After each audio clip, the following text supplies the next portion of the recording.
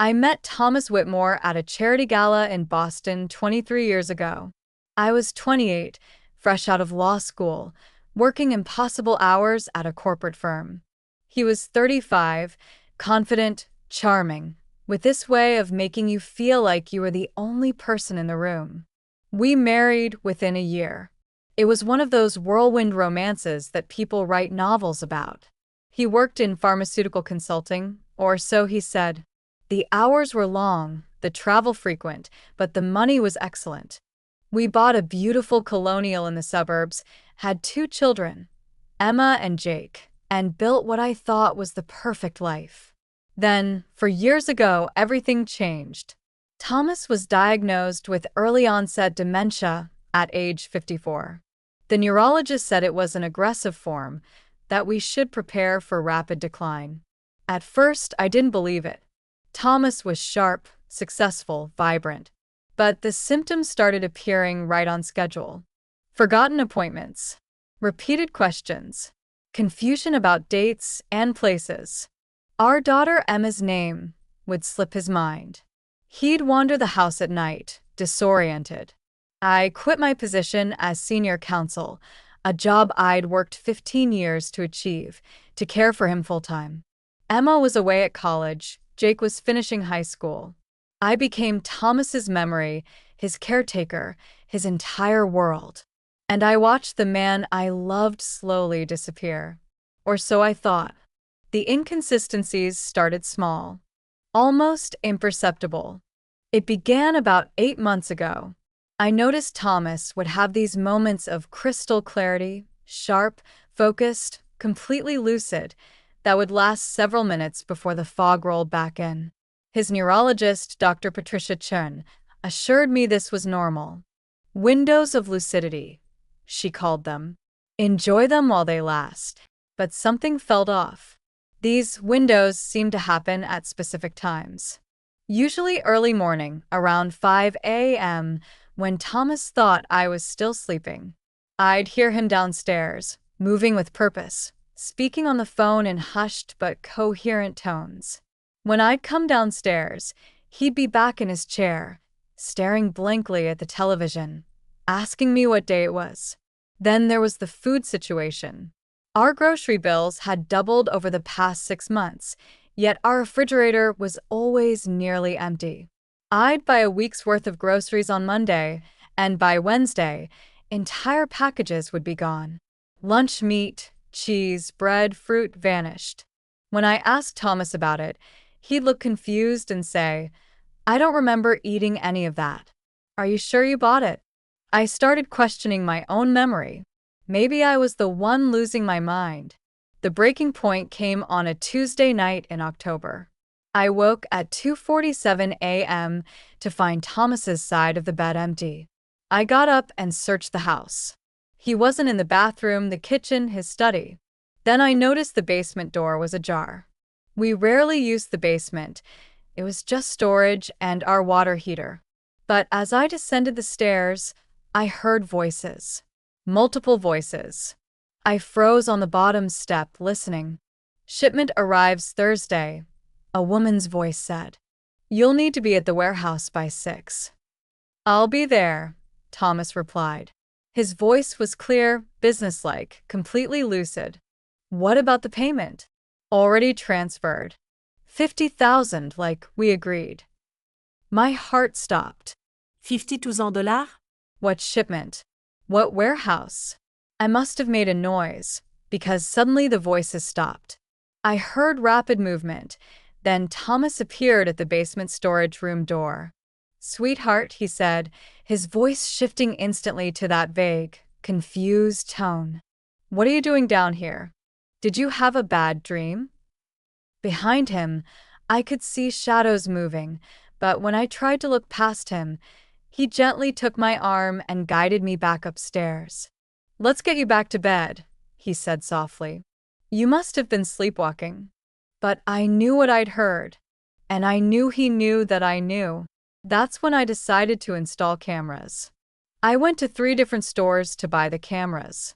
I didn't want anyone connecting them to me, though I wasn't even sure why I was being paranoid. I paid cash for everything. 6 cameras total. 2 that looked like phone chargers, 2 hidden in decorative items, 1 disguised as a smoke detector, and 1 built into a digital picture frame. I installed them over the course of 3 days while Thomas was at his various medical appointments I was now questioning. The camera in the basement was the hardest. I had to move boxes and pretend I was organizing while I tucked it onto a high shelf, aimed at the storage room door. I told myself I was doing this for Thomas's safety, that I needed to monitor his nighttime wandering, that it was for his own good. But really, I was looking for proof that I wasn't crazy. The first 2 nights showed nothing unusual. Just me moving around the house in the morning, Thomas sitting in his chair, our neighbor Mrs. Patterson bringing over another sympathy casserole. Then came night 3. At 11:43 p.m., my phone buzzed with a motion alert. I was in bed next to Thomas, who appeared to be sleeping soundly. I opened the camera app and watched the kitchen feed. The back door opened. A woman walked in, mid-40s, dark hair pulled back, wearing jeans and a leather jacket. She moved through our kitchen like she owned the place, heading straight for the basement door. My hands were shaking so badly, I almost dropped the phone. I switched to the basement camera. The woman descended the stairs and knocked on the storage room door, a door I'd never seen opened, a door I'd assumed led to nothing but boxes and holiday decorations. The door opened from the inside. Thomas stood there, fully dressed in slacks and a button-down shirt. Not pajamas. Not confused. Not sick. He embraced the woman warmly, and they disappeared into the room together. I lay there in the darkness, listening to Thomas breathe beside me, and realized the man in our bed was not the same man I'd just seen on camera. Or rather, the man I'd been living with for the past 4 years wasn't the real Thomas at all.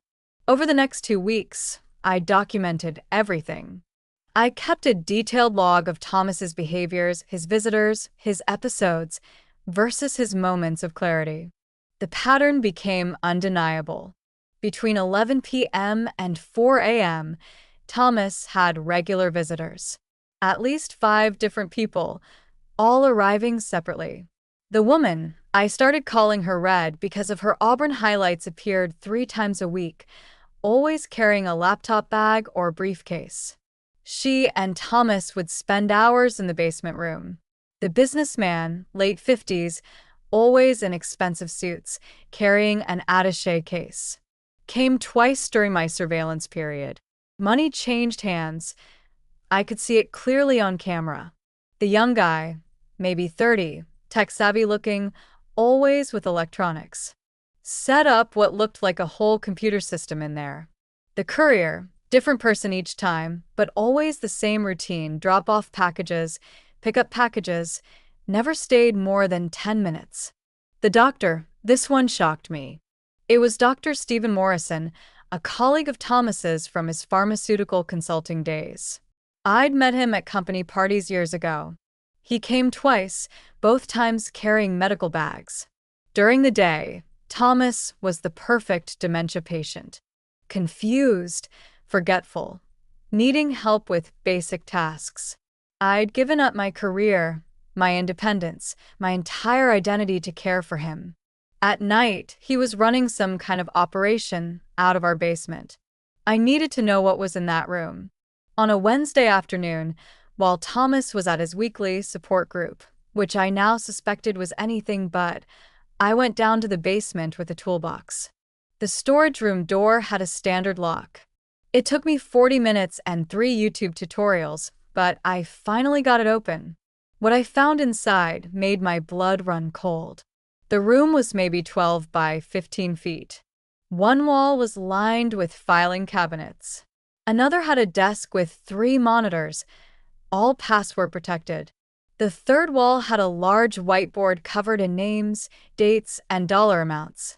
And the fourth wall had shelves stacked with equipment I didn't recognize, medical devices, maybe, or laboratory equipment. I opened the first filing cabinet. Inside were hundreds of folders, each labeled with a name and date. I pulled one out at random. Anderson, Margaret. Treatment Protocol 7, $45,000. Inside were medical records, consent forms, before and after photos, and detailed notes in Thomas's handwriting. Margaret Anderson was a 63-year-old woman with stage 3 Alzheimer's. According to the notes, she'd undergone some kind of experimental treatment. The before photos showed a woman who looked lost, vacant.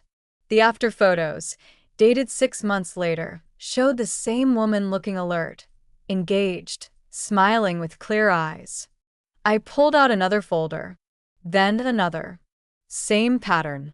Alzheimer's patients receiving treatments and showing remarkable improvement.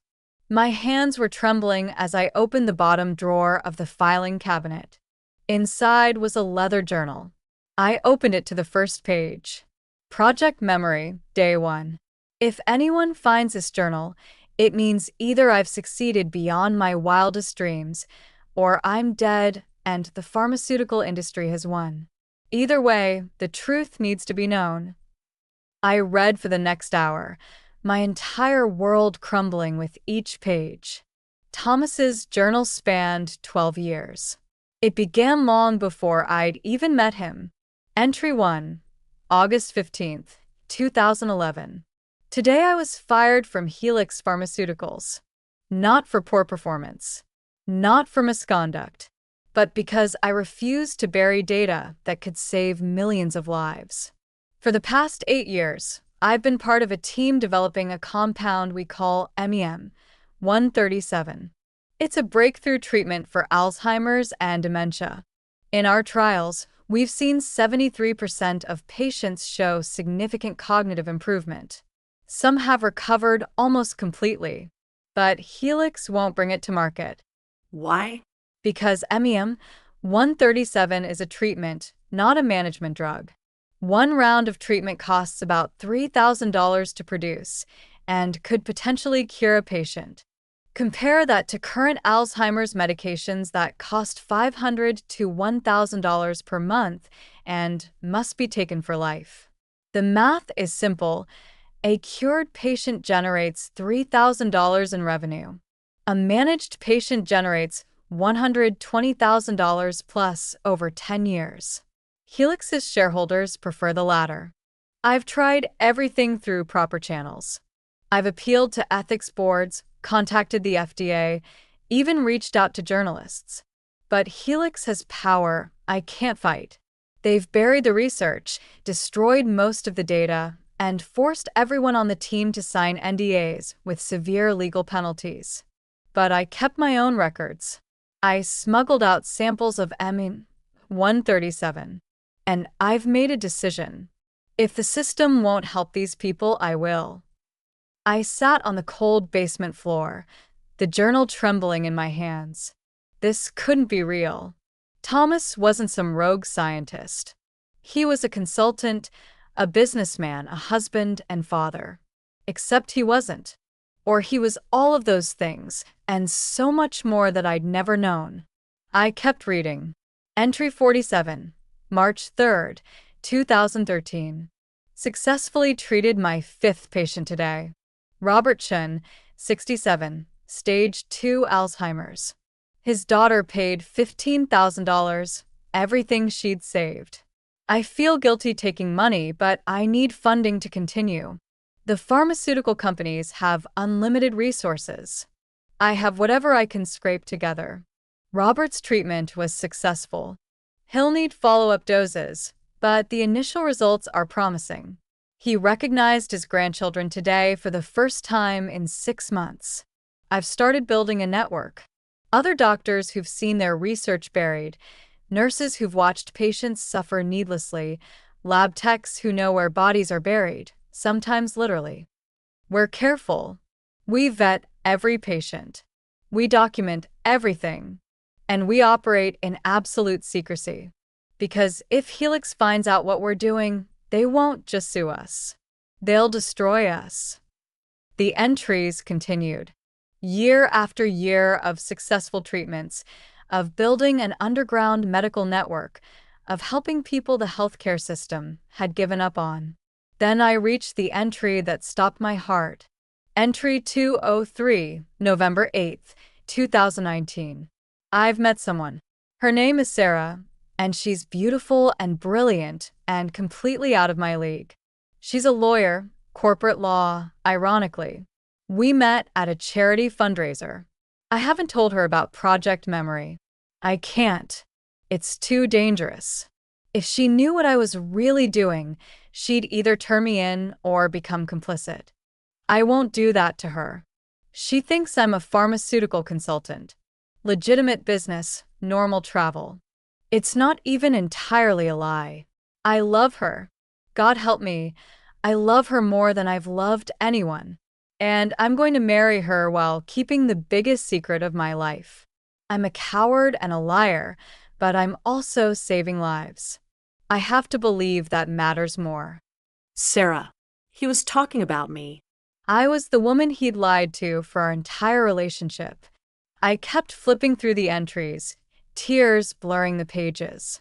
Entry 441, June 15th, 2020. Sarah and I got married today. Happiest day of my life, and I spent it lying to her. She thinks we're going to build a normal life together. She has no idea her husband runs an illegal medical operation out of various safe houses. I've thought about telling her so many times, but the more time passes, the harder it gets. How do you tell someone you've been lying to them from the very first conversation? I've decided to compartmentalize. Thomas the husband is separate from Thomas the underground doctor.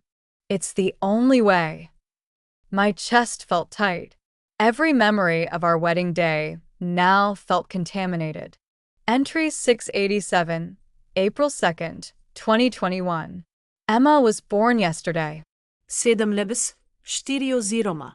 Perfect in every way. Sarah was incredible through the whole delivery. Holding my daughter, I realized something. I'm not just risking my own life with this work. If I get caught, Sarah loses her husband. Emma grows up without a father. But I can't stop. There are now over 400 patients in our network. 400 people who would be lost in the fog without our help. How do I choose between my family and these strangers who depend on me?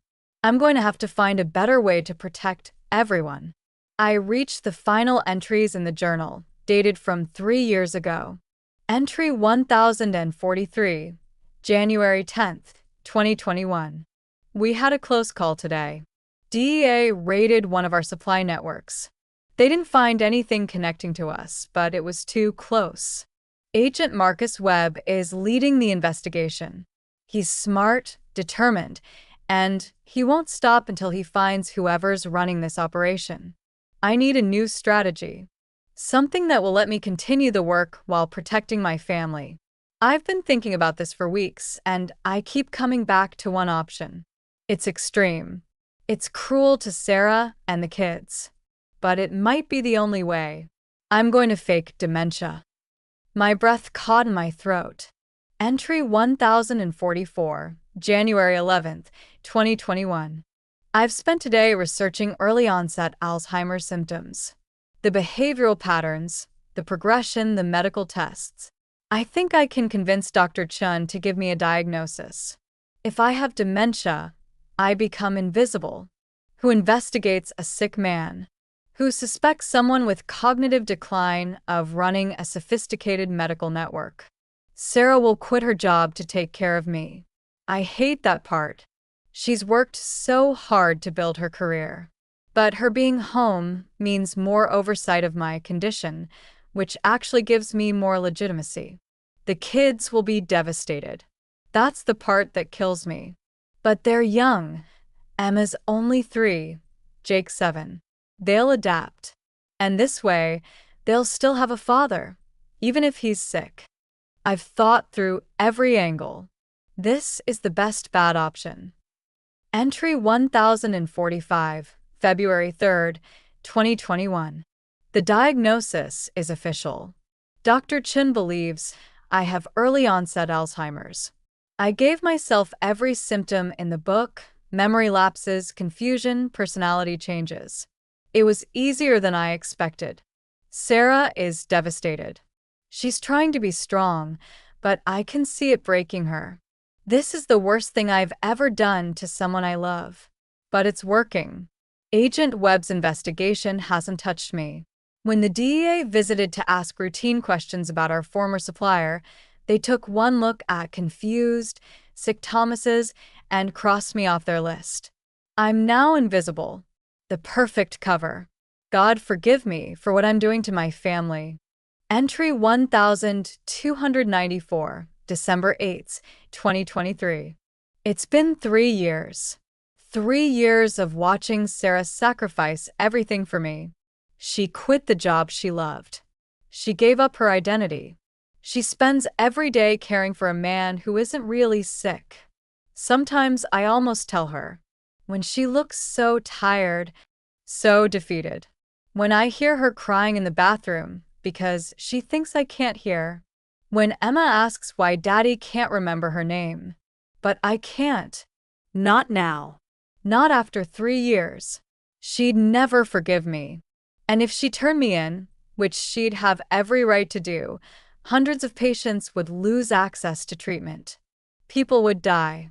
So I keep pretending, keep lying, keep destroying my wife's life to save strangers. The visits to our basement are getting riskier. Red thinks we should find a new location. But moving the operation would create a paper trail, attract attention. It's safer to keep everything here, where the homeowner is a diagnosed dementia patient. I just have to make sure Sarah never finds out. But today, I noticed security cameras. New ones. Hidden, but not well enough. Sarah bought them. She's watching me. She's starting to figure it out. It's only a matter of time now. That was the last entry. Dated 3 weeks ago. I closed the journal and sat in that basement room, surrounded by evidence of my husband's secret life. The man I'd married didn't exist. He'd never existed. Every moment of our relationship had been built on lies. But he was also saving people's lives. Hundreds of them. Patients that the pharmaceutical industry had abandoned because they weren't profitable enough. I didn't know whether to turn him in or help him. Then I heard footsteps on the basement stairs. Thomas stood in the doorway of the basement room, no longer pretending. His eyes were clear, focused, and filled with resignation. "So you know," he said quietly. "Not a question. I know you've been lying to me for our entire marriage." My voice was shaking with anger and hurt. "I know you faked a devastating illness and made me give up everything to take care of you. I know you've turned me into your cover story while you run an illegal medical operation out of our basement." He stepped into the room, hands raised in a placating gesture. "Sarah, don't." I stood up, the journal clutched in my hands. "Don't you dare try to explain this away. 23 years, Thomas. 23 years of lies. Not everything was a lie. Which parts were true? Our wedding? The births of our children? Or were those just convenient additions to your cover story?" "My love for you is real," he said, and for the first time, I saw actual tears in his eyes. That was always real, but not real enough to tell me the truth. I couldn't. He ran his hand through his hair, a gesture I'd seen 1,000 times. "Do you understand what's at stake here? Helix Pharmaceuticals has a market cap of $200 billion. They've buried research that could help millions of people because it's not profitable enough. I have proof, data they destroyed, patient outcomes they suppressed. So go to the FDA. Go to the press. Expose them through legal channels." I tried. His voice rose. Then he visibly controlled himself. "I tried for years. They have lawyers, lobbyists, politicians in their pocket. They threatened my medical license. They threatened my freedom. They made it clear that if I continued, I'd spend the rest of my life in prison, and the research would stay buried anyway. So, You decided to fake dementia and use your wife as cover? He flinched. When you say it like that. How else should I say it, Thomas? That's exactly what you did. You're right. He sank into the chair at the desk. You're absolutely right. What I did to you is unforgivable. I watched you sacrifice your career, your independence, your happiness, all to take care of a man who wasn't even sick. I'm a monster. But you're also saving people's lives. He looked up at me, surprised. You read the files? Every single one I could find. Margaret Anderson, Robert Chun, hundreds of others. Your treatment works, doesn't it? It works, he said quietly. 73% success rate in restoring cognitive function. Another 18% show significant improvement. Only 9% don't respond. Compare that to current Alzheimer's medications, which at best slow the decline. They don't reverse it. They don't cure it. I walked over to the whiteboard covered in names and dates. How many patients are you currently treating? 412. And if you get caught? Prison. Definitely. They'll charge me with practicing medicine without a license, distributing unapproved pharmaceuticals, fraud, probably a dozen other things. And all 412 patients lose access to treatment. I turned to face him. And if I turn you in? He met my eyes steadily. Then you do what you have to do. I won't fight you. I won't try to stop you. You've earned the right to destroy my life. I've certainly destroyed yours. What about Emma and Jake? Pain flashed across his face. They'll hate me. They should hate me. I've lied to them their entire lives. Emma's studying pre-med at Northwestern. Did you know that? Of course he stopped. No. I've been too focused on project memory. I didn't know. She wants to specialize in neurology. She told me she chose it because of you. Because she wants to find better treatments for dementia patients. Thomas closed his eyes. God. Jake wants to be a lawyer. He says he wants to help sick people fight insurance companies. He's taking advocacy classes, joining pre-law clubs. Because he's seen what it's like to watch someone you love struggle with an illness. Sarah, please. Our children have built their entire life goals around the lie you've been living. What happens when they find out the truth? I don't know. His voice broke. I don't have a good answer for that. We sat in silence for a long moment, the weight of 3 years of deception hanging between us. Finally, I spoke. I need to know something, and I need you to tell me the absolute truth. Anything. Is the treatment safe? He looked surprised by the question. Yes. We've been running this for 12 years. We've treated over 1,000 patients total. The side effects are minimal, some nausea, headaches, fatigue for a few days. Nothing serious. Nothing permanent. And it really works? It really works. I wouldn't risk everything, including my family, for something that didn't work.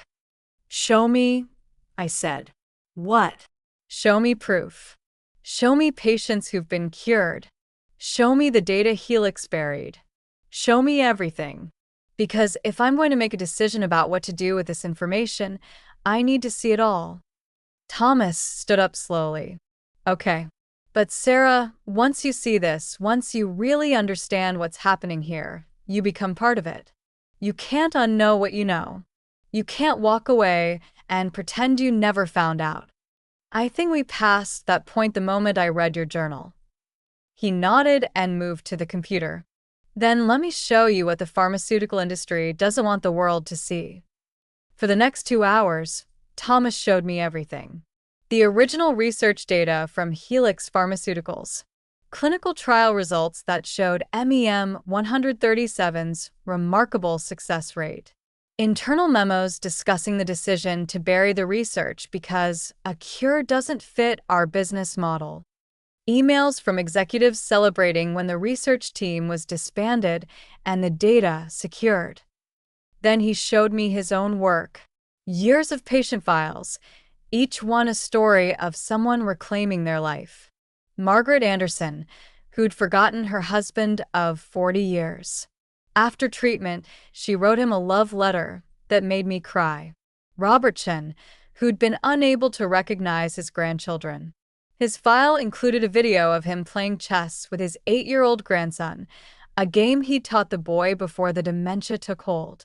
David Miller, a former physics professor who'd lost the ability to speak in complete sentences. 6 months after treatment, he was back teaching at a community college. Case after case after case. People who'd been told there was no hope, who'd been warehoused in memory care facilities or slowly fading away at home. People who got their lives back. How did you get the drug? I asked. M137. Helix must have destroyed all samples. I smuggled out enough to synthesize more. I have a lab tech, one of the people you've seen on the cameras, who helps me produce it. We're very careful about quality control. Every batch is tested. Where do you get the funding? Patients pay what they can afford. Some pay nothing. Some pay hundreds of thousands. I use a sliding scale. The wealthy patients subsidize the poor ones. He pulled up a spreadsheet. Last year, we collected $2.3 million in payments.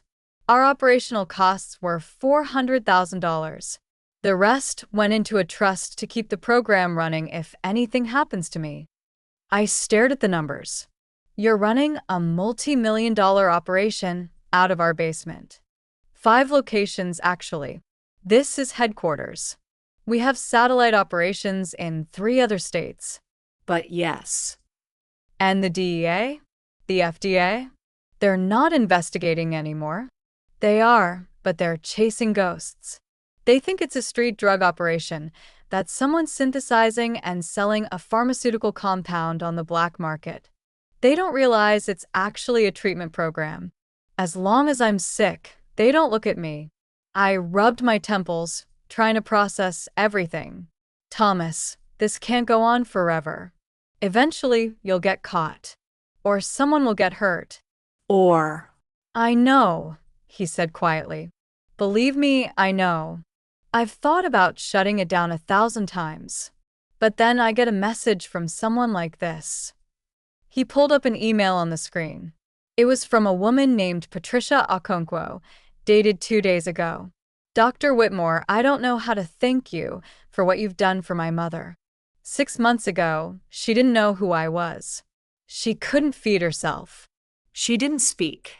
The doctors said there was nothing more they could do, just make her comfortable until the end. Today, she called me on the phone. She remembered my birthday. She asked about her grandchildren by name. She's reading again. She's laughing again. She's my mother again. You gave me back my mother. How do I ever repay that? I felt tears running down my face. That's why I can't stop, Thomas said. How do I stop when the alternative is condemning 400 people to lose themselves? When I have the ability to help them, and I just choose not to. But at what cost? I asked. Your freedom? Our family? Our marriage? I've asked myself that same question every single day for 3 years. Over the next few days, Thomas introduced me to his network. I insisted on meeting them face to face, on understanding exactly who is involved in this operation. Dr. Michelle Rodriguez read she was a neurologist who'd worked with Thomas at Helix. When the company buried the M137 research, she'd quit and joined his underground operation. She handled patient evaluations and post-treatment monitoring. I took an oath to help people, she told me over coffee in our kitchen. Helix broke that oath. Thomas is keeping it.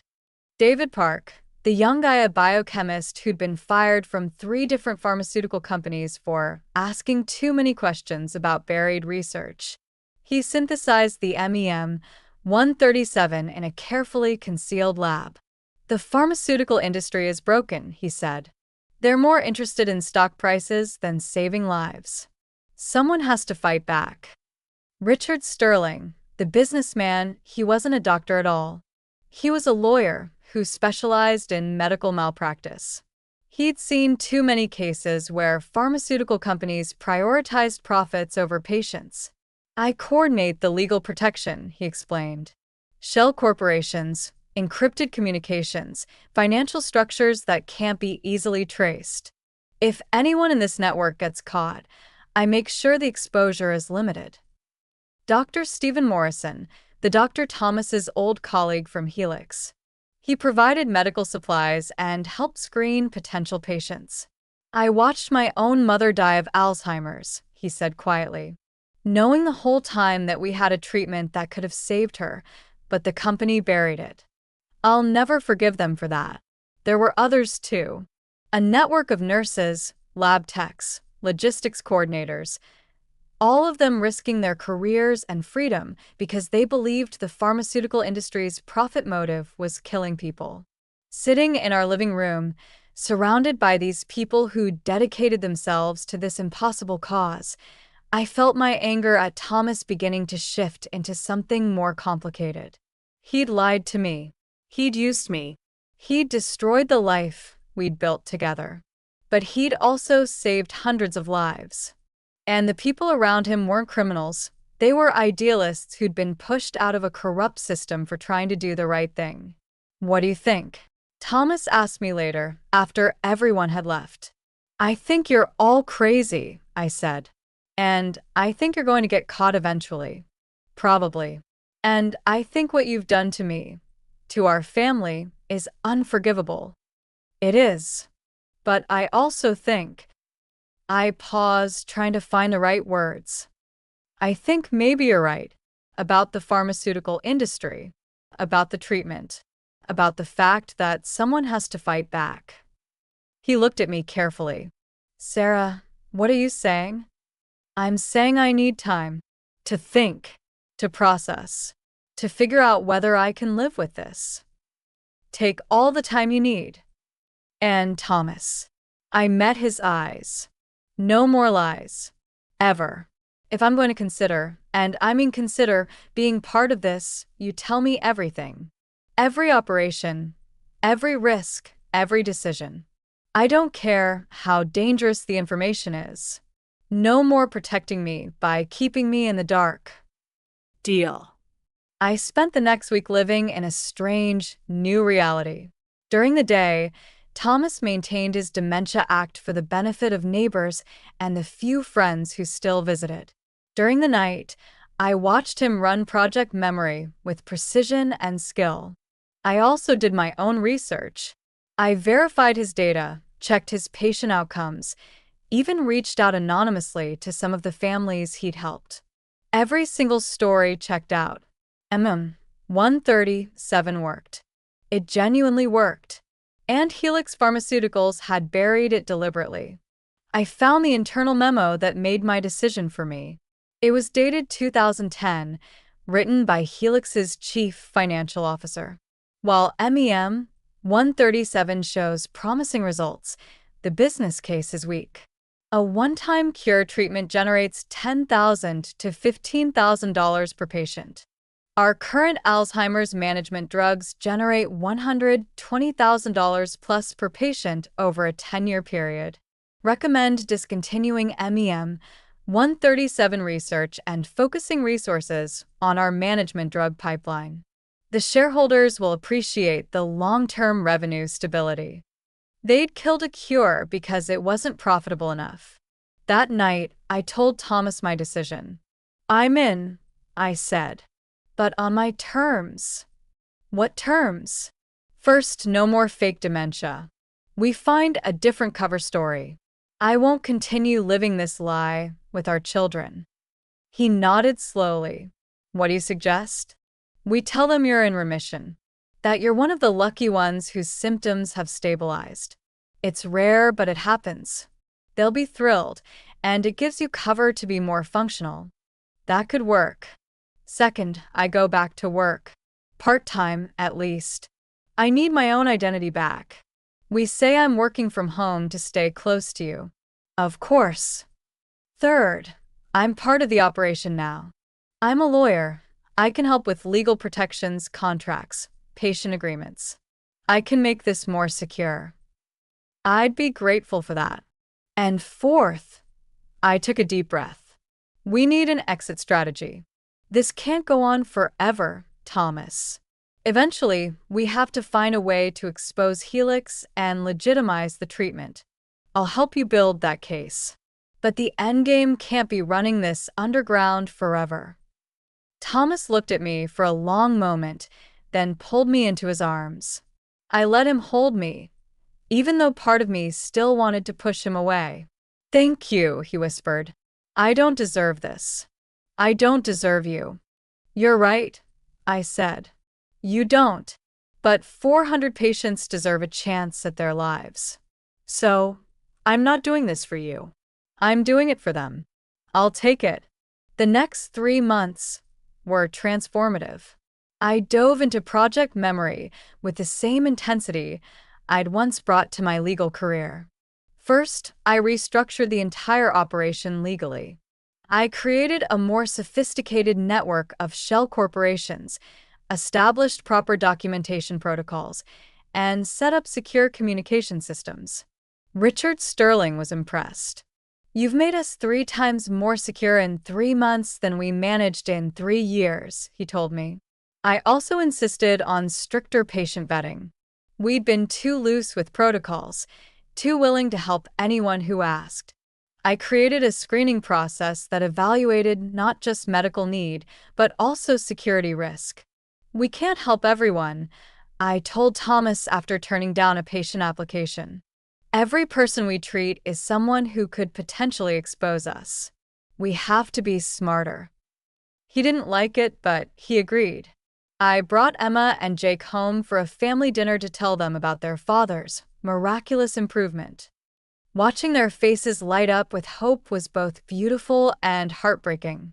They didn't know they were celebrating a lie. But it wasn't entirely a lie. Thomas really was better, not from recovering from dementia, but from no longer having to pretend. He could engage with his children again, really talk to them, be present in their lives. "Dad, you remembered my major," Emma said, tears streaming down her face. "You asked me about my neuroscience classes." "Of course I remember," Thomas said, pulling her into a hug. "I'm so proud of you." Jake was more skeptical. "The doctors said early-onset Alzheimer's doesn't just get better." "I'm a rare case," Thomas said smoothly. We'd practiced this conversation. "They think the medications finally found the right balance. Dr. Chin says these remissions happen, just not often." "Can it come back?" "Maybe," Thomas said, which was at least honest in spirit. "But for now, I'm here. Really here." After they left, I found Thomas in his study, crying. "I lied to my children again," he said. "Right to their faces." "You gave them their father back," I countered. "That's not nothing. It's built on deception." "Everything we're doing is built on deception, Thomas. That's the price we're paying to help people." He looked at me, his face drawn. "Do you ever regret finding out? Do you ever wish you'd just stayed in the dark?" I thought about it honestly. Every single day. But I can't unknow what I know. So, I might as well do something useful with it. Everything was going smoothly until the night Agent Marcus Webb showed up at our door. It was a Tuesday evening. Thomas and I were reviewing patient files in the basement when the doorbell rang. I checked the security camera and felt my heart stop. "Thomas," I called down. "Deh." Front door. To his credit, he didn't panic. Years of living a double life had given him impressive control. He quickly locked the basement room, came upstairs, and mussed his hair slightly. "Remember," he whispered, "I'm in remission, but still fragile. You do most of the talking." I opened the door. Agent Webb was exactly what I expected, mid-40s, sharp-eyed, accompanied by a younger female agent. "Mrs. Whitmore?" "I'm Agent Webb. This is Agent Ramirez. Deh. We'd like to ask you and your husband a few questions." "Of course," I said, my lawyer instincts kicking in. What's this about? May we come in? I led them to the living room, where Thomas was sitting in his favorite chair, looking slightly confused but stable, the perfect picture of a dementia patient in remission. Mr. Whitmore, Webb said. How are you feeling? Better, thank you, Thomas said carefully. Much better than I was. We understand you were diagnosed with early-onset Alzheimer's several years ago. That's right. And you're in remission now. So they tell me. The doctors say I'm very lucky. Webb pulled out a tablet and showed Thomas a photo. Do you recognize this man? It was David Park, our biochemist. My heart raced, but Thomas's expression remained blank. I don't think so. Should I? His name is David Park. He's a biochemist who's been synthesizing an unauthorized pharmaceutical compound. We have reason to believe he's part of a larger network. I'm sorry, I don't know him, Thomas said. But my memory still isn't perfect. Agent, can you tell me what this is about? Webb turned to me. Mrs. Whitmore, has your husband had any unusual visitors recently? People you didn't recognize? This was the moment. I could tell the truth and end everything. Or I could lie and become fully complicit. I thought of Margaret Anderson writing love letters to her husband, of Robert Chin playing chess with his grandson, of 412 people who would lose everything if I told the truth. No, I said firmly. Just doctors, therapists, and our children. Why? We're investigating an illegal pharmaceutical operation. Someone's producing and distributing an unapproved drug. We believe they're operating in this area. What kind of drug? I asked, playing the concerned citizen. A compound called M137. It's supposed to treat Alzheimer's and dementia. I forced myself to look interested but confused. I've never heard of it. Is it dangerous? It's unauthorized, Webb said, which means it hasn't been tested or approved by the FDA. Anyone using it is taking serious risks. That's terrible, I said. I hope you catch whoever's doing this. Webb studied me for a long moment. I met his gaze steadily. Every bit the respectable lawyer protecting her recovering husband. If you hear anything, see anything unusual, please contact me. He handed me his card. We take pharmaceutical crimes very seriously. Of course. After they left, Thomas and I sat in silence for a full 5 minutes. They're getting close, he finally said. I know. David must have made a mistake. Left a trail somehow. I pulled out my laptop. I'll reach out to Richard. We need to understand what they have and how much danger we're in. Sarah, he turned to me. If this gets too dangerous, if you want out. I'm not out, I said. But we need to be smarter. Much smarter. Richard Sterling's investigation revealed that the DEA had been tracking pharmaceutical compounds being shipped to multiple addresses. One of those addresses had a financial connection to David Park, which led them to start surveilling his movements. They didn't have enough for an arrest yet, but they were building a case. We need to shut down for a while, Richard said at an emergency meeting in our basement. Go dark, pause all treatments, wait for the heat to die down. We have 23 patients in active treatment, Dr. Rodriguez objected. We can't just stop. We can't help anyone from prison, Richard countered. What if we didn't hide? I said quietly. Everyone turned to look at me. What if we went public? Thomas shook his head. Sarah, we've been over this. The moment we go public, we're arrested. What if we controlled the narrative? What if we exposed Helix first? They'd bury us in lawsuits and criminal charges before we could make our case. Not if we had protection. I pulled up a document on my laptop. I've been working on something. A way to expose Helix and legitimize MM137 at the same time. I explained my plan. It was risky, Incredibly risky, but it was the only endgame that didn't involve eventually getting caught. We'd need a whistleblower at Helix who could testify to the buried research.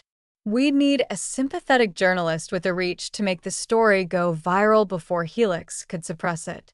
We'd need patient testimonials ready to go public. And we'd need to coordinate everything simultaneously, the exposé, the evidence dump, the patient stories, so that the public pressure would be overwhelming before the legal system could shut us down. It's impossible, David Park said. It's our only shot, I countered. We're already on borrowed time. Either we go down fighting and trying to change the system, or we go down hiding and accomplishing nothing. Thomas was quiet for a long moment. Then he said, I'm in. What do you need? Finding a current Helix employee willing to risk everything was harder than I expected. Most people had too much to lose: careers, pensions, reputation. Then Dr. Rodriguez remembered someone. Dr. Jennifer Liu, who'd been on the original MEM 137 research team and still worked at Helix. She'd privately expressed doubts about the company's ethics, but never acted on them. She has kids in college, Rodriguez said. A mortgage. She's not going to throw her life away. Let me talk to her, I said. I arranged to meet Dr. Liu at a coffee shop in downtown Boston. She was in her 50s, professionally dressed, clearly nervous. I shouldn't be here, she said immediately. If Helix finds out. They buried research that could save millions of lives, I said bluntly. You know they did. You were there. She stared into her coffee. I've lived with that guilt for 13 years. Then do something about it. I could lose everything. My job, my reputation, my pension. Dr. Liu, how many patients have died in those 13 years who could have been saved? How many families have watched their loved ones disappear into dementia when there was a treatment available? Her hands were shaking. Thousands. Probably hundreds of thousands worldwide. I pulled out my laptop and showed her videos of our patients. Margaret Anderson reading to her grandchildren. Robert Chun teaching physics again. David Miller back with his family. These people should be dead or gone, I said. But they're not, because someone was willing to risk everything to help them. Tears ran down her face. What do you need from me? Documentation. Emails, memos, research data. Anything that proves Helix knew M137 worked and buried it deliberately. And I need you to go on record. We'll have legal protection arranged, but yes, there will be consequences. She was silent for a long time. Then she said, I have copies. I kept everything just in case. I never thought I'd use them, but I couldn't bring myself to destroy them. Will you help us? Yes, she said quietly. My children deserve to grow up in a world where pharmaceutical companies can't bury cures. I'll help you. We planned everything for a single day, December 15th, exactly 4 years after Thomas's fake diagnosis. At 6 a.m., the Washington Post published a front-page exposé. Pharmaceutical giant buried Alzheimer's cure to protect profit margins. The article, written by investigative journalist Amanda Chun, detailed everything: the research, the internal memos, the decision to prioritize management drugs over cures. At 7 a.m., Dr. Jennifer Liu held a press conference with her lawyer, presenting the evidence and explaining why she'd kept it secret for 13 years. I was a coward, she said, but I'm done being silent. At 8 a.m., we released a website featuring video testimonials from 100 of our patients, people who'd been lost to dementia and were now thriving. Each video was accompanied by medical documentation proving their before and after cognitive function. By 9 a.m., it was the top trending story on every social media platform. Hashtag Helix and hashtag MEM137 were trending worldwide. At 10 a.m., Thomas held his own press conference, revealing his identity as Thomas Whitmore, not the dead David Harrison, explaining Project Memory and taking full responsibility for the underground operation. "I'm not a hero," he said to the cameras. "I broke the law. I lied to my family. I operated outside the system. But I did it because the system was broken and people were dying while pharmaceutical companies protected their profits. I'm prepared to face the consequences. But first, the American public deserves to know the truth." The DEA arrested him that afternoon, just as we'd planned. But by then, the story was too big to contain. Congressional representatives were calling for investigations. Patient advocacy groups were demanding FDA review of MEM 137. The hashtag #FreeDrWhitmore was trending. Helix's stock dropped 40% in a single day. I watched from our living room as Thomas was led away in handcuffs, Emma and Jake on either side of me. They'd learned the truth that morning, the whole truth. They were devastated, angry, confused. "Why didn't he tell us?" Emma kept asking. "Why did he lie?" "Because he thought he was protecting you," I said. "He was wrong. But he thought he was doing the right thing." Jake was quieter, more analytical. "Is he going to prison?" "Probably," I said honestly. "What he did was illegal, even if his reasons were good." "But Mom," Emma turned to me, tears streaming down her face. "He saved all those people. Doesn't that matter?" "I hope so, sweetheart. I really hope so." Thomas was sentenced to 5 years in federal prison for pharmaceutical crimes, practicing medicine without proper licensing, and fraud. The judge acknowledged the unusual circumstances and gave him significantly less than the maximum sentence. But something else happened. The public outcry over Helix Pharmaceuticals was so intense that the FDA fast-tracked a review of MEM 137. Within 6 months, they'd begun new clinical trials.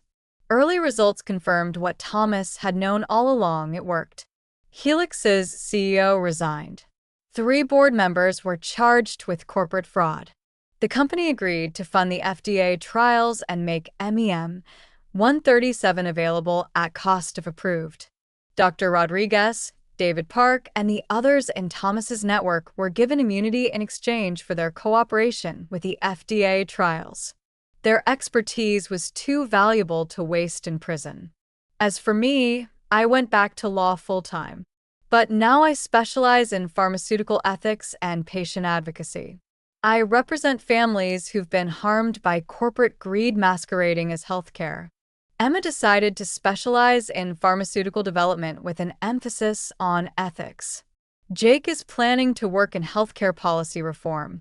Our children visit their father every month. It's still hard. There's still anger, still hurt, still a sense of betrayal. But they're beginning to understand the impossible choice he faced. I visit him every week. We're working on rebuilding trust, which may take the rest of our lives. He's written a book about Project Memory that's being published next year. All proceeds go to Alzheimer's research and advocacy. "Do you regret it?" he asked me during my last visit. "Finding out? Getting involved?" I thought about it carefully.